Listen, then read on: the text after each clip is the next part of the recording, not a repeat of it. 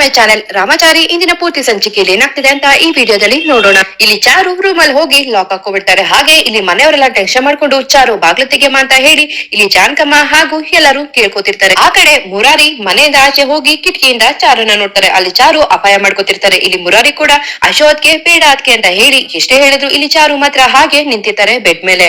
ಆಮೇಲೆ ಇಲ್ಲಿ ಮುರಾರಿ ಟೆನ್ಷನ್ ಮಾಡ್ಕೊಂಡು ಮನೆಯವ್ರಿಗೆಲ್ಲ ವಿಷಯ ಹೇಳ್ಬೇಕು ಅಂತ ಮನೆ ಒಳಗಡೆ ಹೋಗ್ತಾರೆ. ಆ ಕಡೆ ಸೋಫಾ ಮೇಲೆ ಮಾನ್ಯತಾ ಕಣ್ ಮುಚ್ಕೊಂಡು ಕೂತಿರ್ತಾರೆ.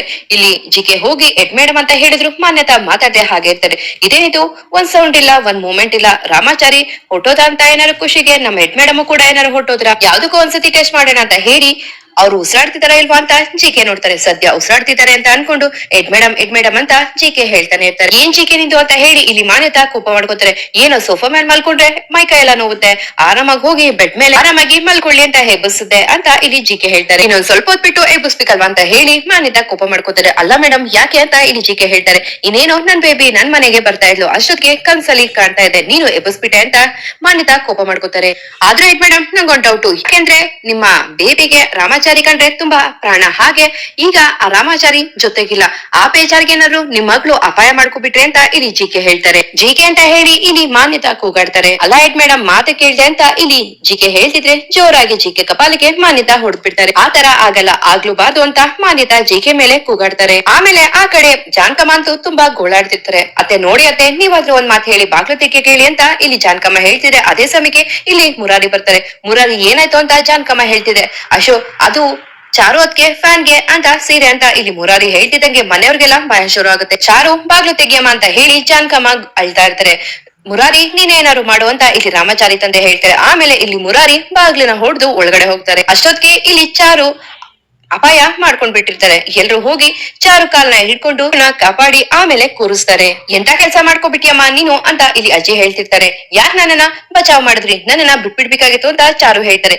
ಏನಮ್ಮ ಚಾರು ನೀನ್ ಈ ತರ ಮಾಡ್ತೀಯ ಅಂತ ನಾನ್ ಅನ್ಕೊಂಡಿರ್ಲಿಲ್ಲ ಅಂತ ಇಲ್ಲಿ ರಾಮಾಚಾರಿ ತಂದೆ ಹೇಳ್ತಾರೆ. ರಾಮಾಚಾರಿ ಇಲ್ಲ ನನ್ ಜೊತೆ, ಅವನಿಲ್ಲ ಅಂದ್ರೆ ನಾನು ಬದುಕಲ್ಲ, ನನ್ನನ್ನ ಬಿಟ್ಬಿಡಿ ಅಂತ ಚಾರು ಅಳ್ತಾ ಇರ್ತಾರೆ. ಏನಮ್ಮ ಈ ತರ ಹೇಳ್ತಿದ್ಯಾ, ರಾಮಾಚಾರಿನ ಹೆತ್ತ ತಾಯಿ ನಾನು, ಅವರು ಹೆತ್ತ ತಂದೆ, ಅವನಿಲ್ದೆ ನಾವೆಲ್ಲ ಸಂತೋಷವಾಗಿರ್ತೀವ ಅಂತ ಜಾನಕಮ್ಮ ಹೇಳ್ತಾರೆ. ನಾನು ಹೋಗ್ಬೇಕಾದವಳು ನಾನು ರಾಮಾಚಾರಿಗೆ ತುತ್ತಿಟ್ಟಿ ಬೆಳೆಸ್ತವಳು ನಾನು, ಅವನ್ನ ಬಿಟ್ಟು ನಾವೇ ಸುಮ್ನೆ ಇದ್ದೀವಿ, ನೀನೇ ಪ್ರಾಣನ ಕಳ್ಕೊತಿದ್ಯಲ್ಲ, ಇದು ತಪ್ಪಲ್ವಾ ಅಂತ ಅಜ್ಜಿ ಹೇಳ್ತಾರೆ. ನಾನ್ ಪ್ರೀತಿ ಮಾಡಿರೋ ರಾಮಾಚಾರಿನೇ ಇಲ್ಲ ಅಂದ್ಮೇಲೆ ನಾನ್ ಯಾವ್ದಕ್ಕೋಸ್ಕರ ಬದುಕಿರ್ಬೇಕು ಅಂತ ಚಾರು ಹೇಳ್ತಾರೆ. ನಿಮ್ಗೋಸ್ಕರ ನೀವು ಬದುಕಿರ್ಬೇಕು ಅದಕ್ಕೆ ಅಂತ ಮುರಾರಿ ಹೇಳ್ತಾರೆ. ಚಾರು ನಿನ್ ಸಂಕಟ ನಂಗೆ ಅರ್ಥ ಆಗ್ತಿದ್ಯಮ್ಮ, ನಿನ್ಗೋಸ್ಕರ ಅಲ್ಲ ಅಂದ್ರು ನಿನ್ ಹೊಟ್ಟೆಲಿರೋ ಕಂದಂಗೋಸ್ಕರನೋ ನೀನು ಬದುಕ್ಬೇಕಲ್ವಾ ಅಂತ ರಾಮಾಚಾರಿ ತಂದೆ ಹೇಳ್ತಾರೆ. ನಾನ್ ರಾಮಾಚಾರಿನೇ ಇಲ್ಲ ಅಂದ್ಮೇಲೆ ನಾನು ಮತ್ತೆ ನನ್ ಜೀವ ಬದುಕಿದು ಏನ್ ಮಾಡ್ಬೇಕು ಅಂತ ಚಾರು ಹೇಳ್ತಾರೆ. ನಿನ್ ಹೊಟ್ಟೆಲಿ ಬೆಳಿತಾ ಇರೋದು ಬರೀ ಮಗು ಅಲ್ಲ, ನಮ್ಮ ರಾಮಾಚಾರಿ ಕೂಡ ಬೆಳಿತಾ ಇದ್ದೇನೆ, ಅವನು ನಮ್ಮ ವಂಶೋದ್ಧಾರಕ ಅಂತ ಅಜ್ಜಿ ಹೇಳ್ತಾರೆ. ನಾನು ಮತ್ತೆ ನನ್ ಮಗು ಹೋಗೋದೆ ಸರಿಯಾಗಿ ನಿರ್ಧಾರ, ನಿಮ್ ಕೈ ಮುಗಿತೀನಿ, ನನ್ನನ್ನ ಬಿಟ್ಬಿಡಿ ಅಂತ ಚಾರು ಹೇಳ್ತಾರೆ. ಯಾವ ಜನ್ದಲ್ಲೇ ಅದೇನ್ ಪಾಪ ಮಾಡಿದ್ವೋ ಗೊತ್ತಿಲ್ಲ, ನನ್ ಮಗಗೆ ಅಲ್ಪ ಆಯುಷ ಆಗ್ಬಿಡ್ತು, ಇನ್ನು ನಾವ್ ಬದುಕಿದ್ದು ಏನ್ ಪ್ರಯೋಜನ,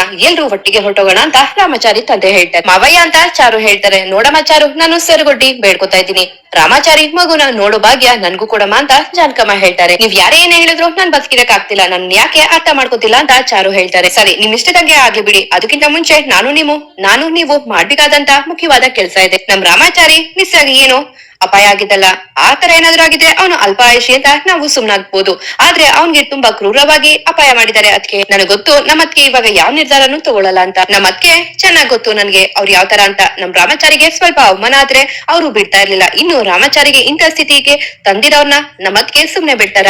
ನಮ್ ರಾಮಾಚಾರಿಗೆ ಇಂಥ ಸ್ಥಿತಿಗೆ ತಂದಿರೋರ್ನ ನಾವು ಸೇಟ್ ತೀರ್ಸ್ಕೊಳ್ಳೋವರ್ಗು ನಮ್ಮತ್ಗೆ ಬದುಕಿರ್ತಾರೆ, ಅದ್ ನಂಗೆ ಗೊತ್ತು. ಆತರ ಇರ್ತಿರಲ್ವಾ ಅದಕ್ಕೆ ಅಂತ ಹೇಳಿ ಮುರಾರಿ ಅಲ್ಲಿಂದ ಹೊರಟೋಗ್ತಾರೆ. ಆಮೇಲೆ ಮನೆಯವರೆಲ್ಲ ಆಚೆ ಹೋಗ್ತಾರೆ. ಇಲ್ಲಿ ಚಾರು ಅಳ್ತಾ ಅಲ್ಲೇ ಕೂತ್ಕೋತಾರೆ. ಆ ಕಡೆ ರುಕ್ಕು ಕೃಷ್ಣಗೆ ಕಾಲ್ ಮಾಡ್ತಾ ಇರ್ತಾರೆ. ಎಷ್ಟೇ ಕಾಲ್ ಮಾಡಿದ್ರು ಅಲ್ಲಿ ಕಾಲ್ ಕನೆಕ್ಟ್ ಆಗಲ್ಲ. ಇಲ್ಲಿ ರುಕ್ಕು ಡ್ರಾಮಾ ಶುರು ಮಾಡ್ಕೋತಾರೆ. ನನ್ ವಿಷಯ ಹೇಳಿಲ್ಲ ಅಂದ್ರೆ ಆಮೇಲೆ ಕೃಷ್ಣ ನಂಗೆ ಬೈತಾನೆ, ವಾಯ್ಸ್ ಮೆಸೇಜ್ ಆದ್ರೂ ಕಳ್ಸ್ಬಿಡೋಣ ಅಂತ ಹೇಳಿ ಅಳ್ತಾ ಇರ್ತಾರೆ. ನೀನು ಎಲ್ಲೋ ಹೋಗ್ತೀನಿ ಅಂತ ಹೇಳಿ ಇನ್ನು ಬಂದಿಲ್ಲ, ನಾನ್ ನಿಂಗೆ ತುಂಬಾ ಸಲ ಕಾಲ್ ಮಾಡ್ದೆ, ಇಲ್ಲಿ ನಿಮ್ಮ ಅಣ್ಣಂಗೆ ಅಪಾಯ ಆಗೋಗಿದೆ, ಹಾಗೆ ಈ ತರ ಅವರು ಹೊರಟೋಗಿದ್ದಾರೆ ಅಂತ ಅಳ್ತಾ ವಾಯ್ಸ್ ಮೆಸೇಜ್ ಕಳ್ಸ್ತಿರ್ತಾರೆ. ಅದನ್ನ ನೋಡಿ ಜಿಕೆ ಅಂತೂ ನಗ್ತಿರ್ತಾರೆ. ಏನ್ ಡ್ರಾಮಾ ಮಾಡ್ತೀಯ ರುಕ್ಕು ಡಾರ್ಲಿಂಗ್ ಅಂತ ಇಲ್ಲಿ ಜಿಕೆ ಹೇಳ್ತಾ ಇದ್ರೆ, ಮಾಡ್ಲೇಬೇಕಲ್ಲ ಜಿಕೆ, ಯಾರ್ ನಂಬಿಲ್ಲಾದ್ರೂ ನನ್ ಗಂಡನ ನಂಬ್ಲೇಬೇಕಲ್ವಾ ಅಂತ ರುಕ್ಕು ಹೇಳ್ತಾರೆ. ಅಲ್ಲೊಂದ್ ಪ್ರಾಣ ಹೋಗಿದ್ರೆ ಏನ್ ದುಃಖ ಏನ್ ಖುಷಿ ಅಂತ ಜಿಕೆ ರೇಗಿಸ್ತಿರ್ತಾರೆ. ಹೌದು ಜಿಕೆ ಖುಷಿ ಪಡ್ಲೇಬೇಕಲ್ವಾ, ಮೊದ್ಲು ಆ ಚಾರು ವಿಧವೆ ಆಗ್ಬೇಕು, ಅವಳ ಹಣೆಯಲ್ಲಿ ಕುಂಕುಮ ಹೋಗ್ಬೇಕು, ಅದನ್ನ ನೋಡಿ ನಾನ್ ಖುಷಿ ಪಡ್ಬೇಕು ಅಂತ ರುಕ್ಕು ಹೇಳ್ತಾರೆ. ಆ ಕಡೆ ಚಾರು ಮಾತ್ರ ರಾಮಾಚಾರಿ ಬಂದಿರೋ ತರ ಚಾರುಗೆ ಅನ್ಸ್ತಾನೆ ಇರುತ್ತೆ. ಹಾಗೆ ರಾಮಾಚಾರಿ ಇಲ್ಲ ಅಂತ ಗೊತ್ತಾದ್ಮೇಲೆ ತುಂಬಾ ಅಳ್ತಾ ಇರ್ತಾರೆ ಹಾಗೆ ದುಃಖ ಪಡ್ತಿರ್ತಾರೆ. ಆ ಕಡೆ ರುಕ್ಕು ಅಂತೂ ಕ್ಯಾಲೆಂಡರ್ ಅಲ್ಲಿ ಡೇಟ್ ನ 1 2 3 ಅಂತ ಹೇಳಿ ಬರ್ಕೊಂಡಿರ್ತಾರೆ. ಸದ್ಯ ಇವತ್ತು 8 ದಿನ ಆಯ್ತು, ಇವತ್ತು ಅವಳಿಗೆ ಮುಖ್ಯವಾದ ಕಾರ್ಯ ಮಾಡ್ತಿರ್ತಾರೆ. ನಂಗಂತೂ ತುಂಬಾ ಖುಷಿ ಆಗ್ತಿದೆ ಅಂತ ರುಕ್ಕು ಹೇಳ್ತಾರೆ. ಆ ಕಡೆ ಚಾರುಗೆ ವಿದ್ವೆ ಶಾಸ್ತ್ರ ಮಾಡ್ತಿರ್ತಾರೆ. ಅಲ್ಲಿ ರುಕ್ಕು ಕೂಡ ಇರ್ತಾರೆ. ಎಲ್ಲ ಅರ್ಶನ ಕುಂಕುಮ ಎಲ್ಲ ಹಾಕಿ ಬಳೆ ಹಾಗೂ ಹೂವು ಹಾಕಿ ಚಾರುನ ಕೂರ್ಸಿರ್ತಾರೆ.